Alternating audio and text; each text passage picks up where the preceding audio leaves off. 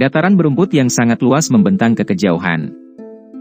Warna hijau subur memenuhi mata seseorang, memancarkan kekuatan hidup yang bersemangat.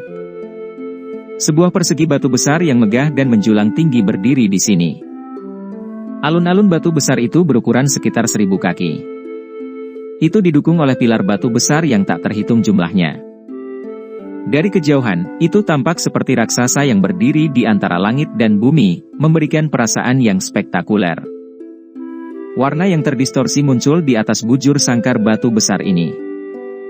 Kadang-kadang, beberapa lampu perak akan berkedip dan banyak sosok bergegas keluar untuk mendarat dengan lembut di alun-alun. Alun-alun yang sangat luas ini dipenuhi orang. Kebisingan berkumpul dan dibebankan ke awan. Ruang di udara sekali lagi terdistorsi pada saat ini. Beberapa sosok keluar darinya. Sosok-sosok ini dengan mantap mendarat di platform batu besar. Mereka mengangkat mata dan melihat sekeliling sementara kejutan muncul di wajah mereka. Ini seharusnya lapangan Batugu yang disebutkan di peta. Sepertinya kami tidak salah belok. Dokter peri kecil tersenyum saat dia melihat sekeliling platform batu besar yang megah dan menjulang tinggi ini. Setelah itu, dia memberitahu Xiao Yan di sampingnya. Iya. Xiao Yan mengangguk.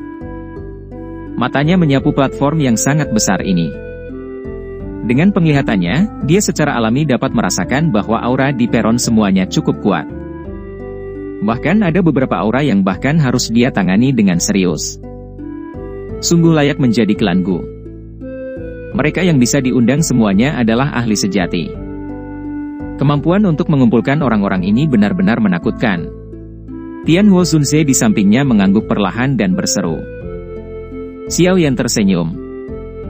Dia melihat ke timur. Dia samar-samar bisa melihat garis besar kota yang sangat besar di ujung pandangannya. Dia berkata, tempat itu adalah tujuan kita, kota suci Gu, ayo pergi. Ketidaksabaran muncul di wajah Xiao Yan ketika dia selesai berbicara. Hatinya ingin tahu lebih banyak tentang alam Gu yang misterius ini. Selain itu, masih ada makam leluhur klan Xiao-nya di dalam alam Gu. Menjadi keturunannya, Xiao Yan perlu melakukan perjalanan ke sana apapun yang terjadi. Tentu, tidak ada yang keberatan dengan kata-kata Xiao Yan. Grup berhenti menunda saat ini. Tubuh mereka bergerak, dan mereka bergegas ke langit yang tinggi sebelum terbang ke arah kota yang jauh. Ada cukup banyak orang yang mengambil rute yang sama dengan kelompok Xiao Yan. Dari kecepatan terbang orang-orang ini, dapat dikatakan bahwa mereka semua cukup kuat. Namun, Xiao Yan tidak bertemu dengan faksi yang dia kenal di sepanjang jalan. Baru saat itulah hatinya merasa terpesona. Dikatakan bahwa dataran tengah memiliki banyak ahli tersembunyi. Kata-kata ini memang benar sekarang setelah dia mengalaminya. Kekuatan para ahli ini tidak kalah dengan beberapa tetua dari faksi atas. Biasanya, mereka tidak akan menampakkan diri. Mereka tetap bersikap rendah hati sehingga menakutkan. Meskipun dataran berumput sangat luas, itu bukan apa-apa bagi kelompok Xiao Yan. Dalam waktu kurang dari 10 menit, kota yang terlihat samar-samar telah muncul di hadapan mereka. Xiao Yan sedikit tertegun saat melihat kota ini untuk pertama kalinya karena kota ini tidak dipenuhi aura mendominasi seperti yang mereka bayangkan. Kota itu dibangun dari bebatuan besar berwarna hijau pucat. Mungkin karena erosi waktu, tapi kota ini nampaknya sudah sepuh.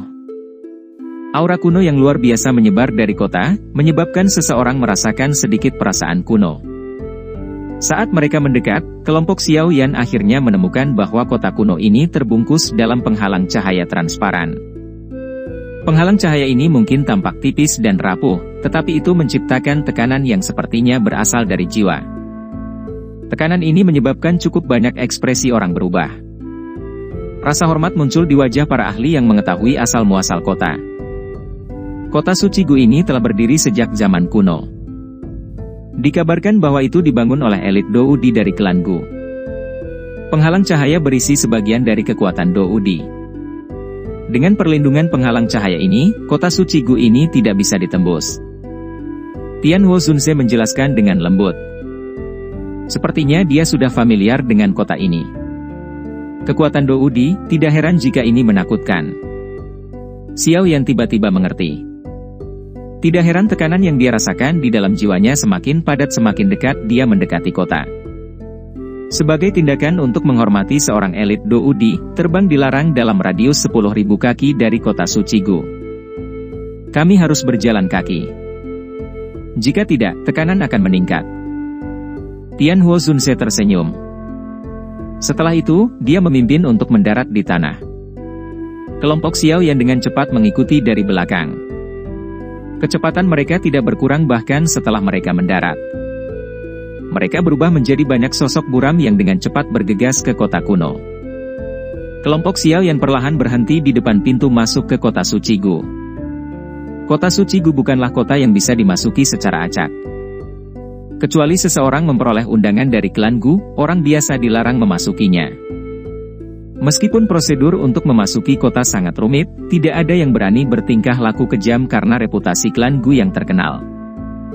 Kelompok Xiao Yan mengikuti orang-orang lainnya dan perlahan maju. Beberapa waktu kemudian, mereka akhirnya sampai di pintu masuk kota. Xiao Yan menyapu pandangannya, hanya untuk melihat hampir 100 sosok lapis baja hitam memegang tombak panjang dan berdiri tegak di kedua sisi gerbang kota. Mata tajam terus berkeliaran. Gelombang demi gelombang aura kuat memancarkan tubuh mereka, menyebabkan seseorang tanpa sadar berseru bahwa klan Gu benar-benar agung. Mata Xiao Yan beralih dari sosok manusia lapis baja hitam ini. Tiba-tiba, mereka berhenti pada sosok yang tidak asing lagi di pintu masuk kota. Matanya langsung menyipit. Ling Quan. Sesosok berdiri tegak dan lurus di depan pintu masuk kota. Armor hijau pucat yang dia kenakan menyebabkan dia tampak sedikit lebih dingin. Punggungnya bergoyang karena angin, menyebabkan dia tampak bersemangat tinggi.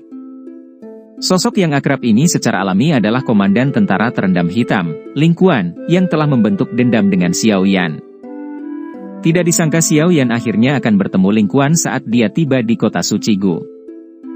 Itu benar-benar kasus musuh yang sering melintasi jalur. Ketika Xiao Yan memperhatikan Ling Quan, mata tajam Ling Quan menemukannya. Ling Quan segera terkejut sebelum wajahnya dengan cepat menjadi gelap dan serius. Xiao Yan, siapa yang mengizinkanmu pergi ke tempat ini? Ekspresi jelek Ling Quan dan tangisan dingin menyebabkan cukup banyak mata mengeluarkan suara, "Suos," saat mereka bergeser. Akhirnya, mereka berhenti di Xiao Yan dengan terkejut. Masalah Xiao Yan telah menjadi juara pertemuan pil telah menyebar ke dataran tengah. Xiao Yan saat ini memiliki reputasi besar di dataran tengah.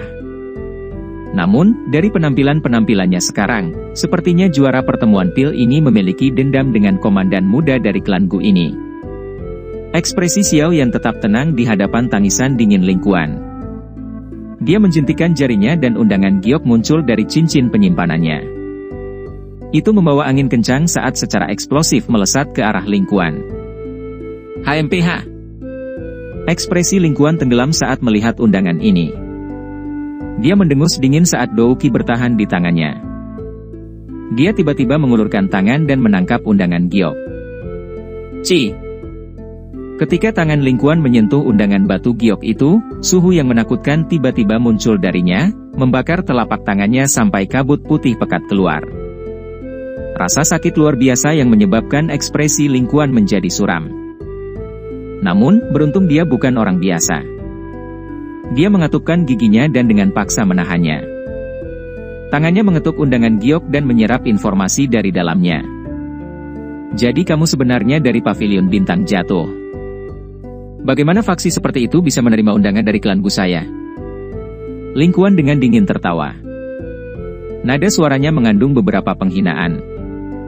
Pavilion Bintang Jatuh yang lama tidak memiliki kualifikasi untuk menerima undangan seperti itu. Ada tertulis di atasnya. Jika Anda buta huruf, Anda dapat pergi dan meminta anggota klan Gu Anda mengembalikan undangan giok. Xiao Yan dengan samar menginstruksikan. Nada suara Xiao Yan menyebabkan Ling Quan mengertakkan giginya dengan marah. Tangannya mencengkeram undangan giok lebih erat saat dia dengan dingin berkata, "Kamu bisa datang dan mengambilnya." Engah. Kata-kata Ling Quan baru saja terdengar ketika dia tiba-tiba merasakan matanya menjadi silau. Undangan giok di tangannya segera meninggalkannya. Pada saat dia pulih, undangan giok telah muncul di tangan Xiao Yan di depannya. Ini menyebabkan wajah Ling Quan memerah hampir seketika. Tidak disangka bahwa dia baru saja mengucapkan kata-kata ini ketika Xiao Yan mengambil kembali undangan giok. Dia telah kehilangan banyak wajah. Bajingan! Ling Quan ini tampaknya telah melupakan identitasnya saat ini karena kemarahannya dari rasa malu ini. Dia menjerit marah. Angin kencang menghantam Xiao Yan dengan keras. Bang! Angin telapak tangan Ling Quan menari. Sebelum dia bisa menyerang Xiao Yan, matanya bersinar sekali lagi. Sebuah kaki menabrak dadanya dengan kecepatan seperti kilat. Kekuatan menakutkan mengirimnya terbang mundur sebelum dia bertabrakan dengan tembok kota. Grup. Seteguk darah segar diludahkan dari mulut Ling Quan setelah dia jatuh dari tembok kota. Wajahnya dipenuhi ketidakpercayaan dan keterkejutan. Ketika dia bertemu Xiao Yan di klan Ye saat itu, kekuatannya masih 1 bintang lebih tinggi dari Xiao Yan. Saat itu, dia mungkin tidak bisa mengalahkan Xiao Yan, tapi dia masih bisa bertukar pukulan. Sekarang, bagaimanapun, dia bahkan tidak dapat melihat serangan Xiao Yan sebelum dia benar-benar dikalahkan. Kesenjangan antara keduanya telah terpisah dengan jarak yang menakutkan. Perubahan ekstrim ini hampir menyebabkan dirinya yang sombong memuntahkan darah. Sudah berapa tahun anak nakal yang dilihatnya seperti semut di akademi dalam saat itu sudah berdiri di atas kepalanya. Beberapa kejutan melintas di mata orang-orang di sekitarnya ketika mereka melihat Xiao Yan memaksa 1 bintang Do Uzun kembali dengan tendangan. Mereka tidak menyangka Xiao Yan memiliki pencapaian seperti itu. Dia juga seorang alkemis sungguh pencapaian yang luar biasa. Komandan Ling Quan, saya minta maaf karena pukulan saya sedikit berat. Namun, tolong hindari melakukan hal bodoh seperti itu lain kali. Lagi pula, tidak banyak yang menahan diri sepertiku. Xiao Yan menjentikan undangan giok ke cincin penyimpanannya. Setelah itu, dia melirik wajah terkejut Ling Quan dan tersenyum saat berbicara. Pasukan hitam yang terendam, tangkap dia! Ling Quan dengan marah berteriak. Matanya langsung memerah saat melihat senyum di wajah Xiao Yan. Swos! Ratusan prajurit klan Gulapis Baja Hitam berdiri di depan pintu masuk kota tidak ragu-ragu ketika mereka mendengar teriakan marah ini. Tombak panjang di tangan mereka segera mengeluarkan suara, "Swos," saat diarahkan ke Xiao Yan. Ekspresi Xiao Yan perlahan menjadi suram saat melihat adegan ini. Dokter peri kecil dan yang lainnya di samping Xiao Yan menjadi suram ketika mereka melihat banyak prajurit tentara terendam hitam mengarahkan tombak panjang di tangan mereka ke Xiao Yan. Tubuh mereka bergerak, dan mereka muncul di samping Xiao Yan. Douki mereka yang besar dan perkasa diam-diam melonjak. Suasana di gerbang kota telah menjadi pedang terhunus saat kedua belah pihak saling berhadapan. Beberapa mata orang mengamati kelompok Xiao Yan dengan penuh minat. Mereka terkejut bahwa kelompoknya berani menyerang anggota klan Gu di kota suci Gu. Ling Quan, sebagai komandan dari tentara terendam hitam, apakah kamu berencana menyalahgunakan otoritasmu untuk dendam pribadi? Undangan giok ini dikeluarkan oleh klan Gu. Karena kami memiliki undangan giok ini, kami adalah tamu dari klan Gu. Dengan statusmu, kamu tidak memiliki kualifikasi untuk menangkapku, kan? Wajah Xiao yang tenggelam saat dia tertawa terbahak-bahak. Ling Quan membosankan ketika dia mendengar ini. Dia baru saja akan menjerit dingin ketika teriakan keras tiba-tiba meledak dari luar tembok kota. Sesosok bergegas turun dengan cara seperti kilat. Itu mendarat dengan keras di depan gerbang kota seperti menara logam. Ling Quan, apa yang kamu lakukan? Ekspresi Ling Quan berubah ketika dia melihat sosok itu turun dari tembok kota. Dia menyeka darah dari sudut mulutnya dan berkata, bukan apa-apa. Tidak ada? Sosok manusia itu mengerutkan kening saat mendengar ini. Matanya mengarah ke kelompok Xiao Yan. Menggunakan kesempatan ini, Xiao Yan melihat dengan jelas wajah orang ini.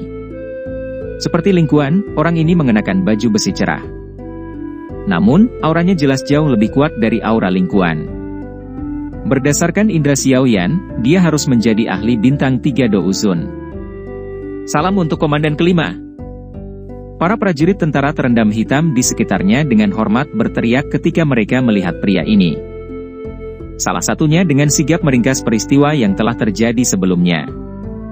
Kamu adalah Xiao Yan itu? Pria yang mengenakan baju besi hijau muda itu terkejut saat mendengar nama Xiao Yan. Dia mengerutkan kening dan melirik Xiao Yan lagi. Ekspresinya samar-samar mengandung permusuhan yang sangat samar. Pavilion bintang jatuh Xiao Yan. Wajah Xiao Yan tenang.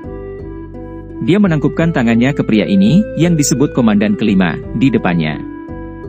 Itu benar, dia adalah Xiao Yan yang disebut Nona Muda. Ling Quan dengan dingin tertawa. Matanya mencoba menatap Xiao Yan.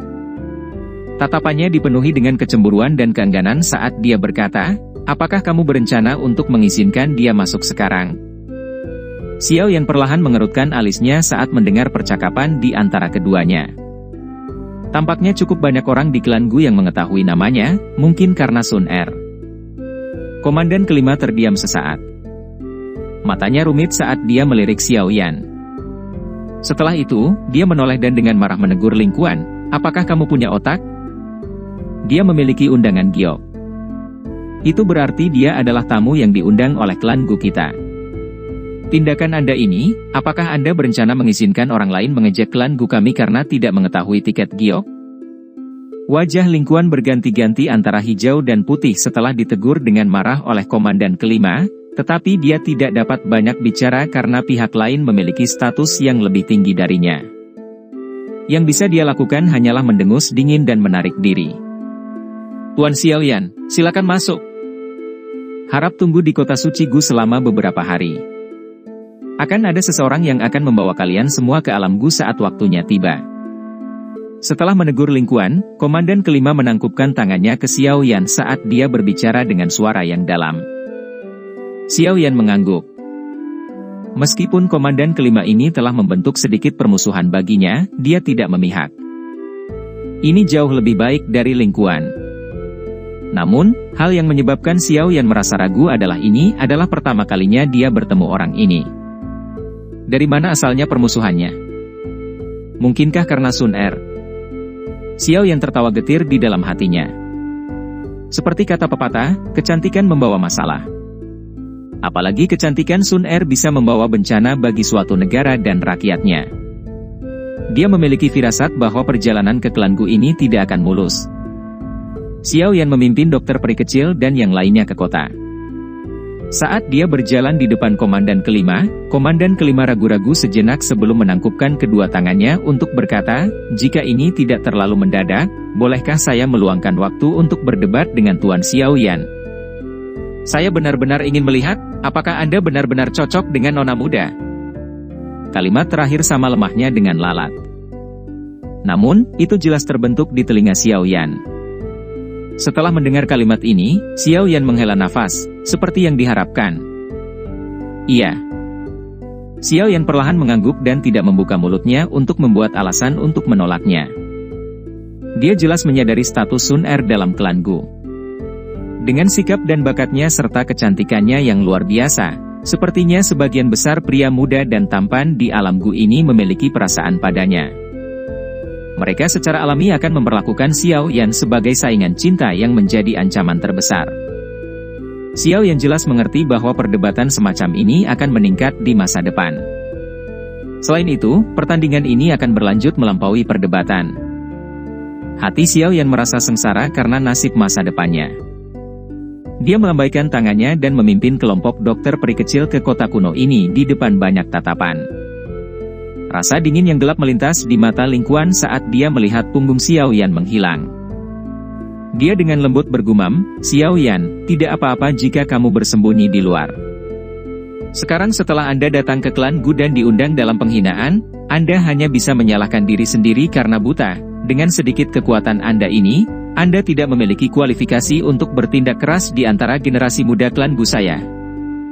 Xiao Yan secara alami tidak dapat mendengar suara gelap Ling Quan. Kelompoknya melewati tembok kota dan memasuki kota, yang meresap dengan aura kuno. Kota suci Gu saat ini sangat hidup. Lalu lintas manusia sering memenuhi jalanan. Meskipun lalu lintas manusia tidak sebanyak kota lain, kebanyakan orang yang bisa berjalan di dalam kota ini memiliki kekuatan yang besar. Kita harus pergi ke area dalam kota yang diatur untuk orang-orang beristirahat. Saya sudah bertanya. Pintu yang menuju ke alam Gu akan dibuka dalam 3 hari. Kita semua harus tetap di kota suci Gu ini selama 3 hari ini. Dokter peri kecil tersenyum ketika dia menjelaskan situasi kelompok setelah dia memperoleh beberapa informasi. Xiao Yan memiringkan kepalanya sebagai pengakuan. Matanya menyapu sekelilingnya saat dia dengan lembut berkomentar, kota suci Gu ini dipenuhi dengan segala macam orang, dan mereka semua adalah individu yang kuat. Kita harus berhati-hati selama beberapa hari ini. Xiao Yan memimpin. Dia mulai berjalan perlahan ke tengah kota setelah mengucapkan kata-kata itu. Dokter peri kecil dan yang lainnya dengan cepat mengikuti di belakang. Kelompok itu bolak-balik di kota selama lebih dari 10 menit sebelum tiba di tengah. Rumah bangsawan luas dengan bangunan menjulang tinggi berdiri di sini. Ada aliran orang yang terus-menerus masuk dan keluar dari pintu masuk manor. Banyak aura kuat yang menyebar menyebabkan kelompok Xiao Yan bertukar pandangan satu sama lain. Dengan mengandalkan undangan Gioklan Gu, kelompok Xiao Yan berhasil memasuki manor. Setelah itu, mereka mengikuti seorang pelayan wanita cantik ke rumah yang tenang. Karena mereka melakukan perjalanan tanpa henti selama periode waktu ini, kebanyakan dari mereka merasa sedikit lelah setelah memasuki rumah yang tenang. Mereka mengobrol sebentar sebelum menemukan kamar sendiri untuk beristirahat. Seorang wanita dengan pakaian hijau pucat duduk di dalam awan tebal yang berada di atas gunung. Kabut bergejolak, menyebabkan dia tampak seperti peri dengan sikapnya yang halus. Nona muda, Tuan Muda Xiao yang telah mencapai kota suci Gu. Sosok tua melintas dan muncul di puncak gunung sementara mata wanita pendiam itu tertutup. Dia dengan hormat memberitahu wanita muda itu setelah muncul. Kata-kata sesepuh baru saja terdengar ketika dia merasakan ruang di depannya beriak. Ketika dia mengangkat kepalanya, dia menemukan bahwa wanita itu sudah muncul di depannya. Wajah cantik itu, yang mengandung senyuman, menyebabkan pemandangan cantik di sekitar seketika menjadi jauh lebih redup. Siapa lagi wajah ini selain Sun Er? Oldling, apakah dia baik-baik saja? Suara lembut wanita muda itu tampaknya memiliki kekuatan iblis khusus. Bahkan awan di tempat ini beriak karenanya. Tuan Muda Xiao Yan saat ini bukan lagi seseorang yang dapat kulihat oleh mata tuaku, berdasarkan informasi yang telah aku terima, Ling Quan, yang kekuatannya berada di kelas Douzun bintang 1, bahkan tidak dapat bertahan dalam satu pertukaran dengan Xiao Yan. Tuan Muda Xiao Yan setidaknya adalah bintang 4 Douzun. Orang tua itu menghela nafas. Nada suaranya mengandung seruan yang tidak bisa dia sembunyikan. Ketika dia melindungi Xiao Yan saat itu, dia hanyalah douse kecil. Namun, dalam waktu 10 tahun atau lebih, pemuda lembut dari belakang saat itu telah mencapai tahap di mana bahkan lelaki tua itu tidak bisa mengatakan kekuatannya. Penglihatan nona muda memang bagus. Sun Er tersenyum saat mendengar seruan Ling Ying. Dia telah melakukan retret yang mendalam selama tahun-tahun ini.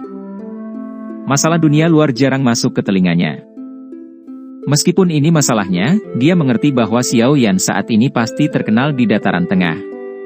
Karena dia percaya pada kekuatannya sejak awal. Bahkan ketika dia sedang drop dan kacau, dia masih percaya padanya. Namun, nona muda, masalah yang kamu umumkan di klan beberapa waktu lalu kemungkinan akan menyebabkan Tuan Muda Xiao Yan mendapat masalah. Ling Ying ragu sejenak sebelum berbicara. Aku percaya padanya. Sun Er tersenyum tapi tidak memberikan penjelasan tambahan. Masalah hati sangatlah misterius. Waktu tidak dapat membuat mereka menghilang. Sebaliknya, waktu telah membuat perasaan ini menjadi lembut dan harum. Meskipun status dan kekuatan keduanya telah mengalami perubahan besar, kehidupan mereka dari kota hutan yang kecil tetap ada di hati mereka. Perasaan lembut itu akhirnya matang. Ling Ying hanya bisa tertawa getir saat mendengar dia diam. Beberapa waktu yang lalu, anak yang diberkati dalam klan Gu ini menggunakan nada tenang untuk mengucapkan beberapa kata yang menyebabkan semua wajah sesepuh berkedut selama pertemuan tetua. Para sesepuh pada pertemuan penatua telah membahas masalah pernikahannya setelah dia meninggalkan retretnya. Kata-kata ini adalah alasan mengapa Xiao Yan menghadapi permusuhan dari para jenius muda dari klan Gu saat dia tiba di kota suci Gu.